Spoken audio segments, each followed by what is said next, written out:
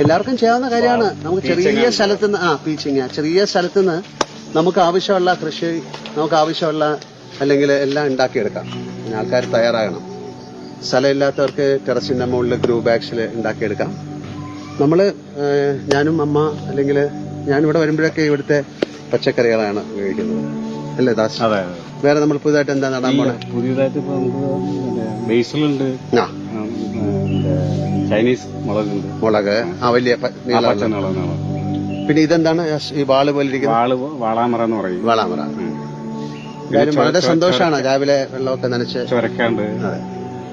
എല്ലാവർക്കും ചെയ്യാവുന്ന കാര്യമാണ്.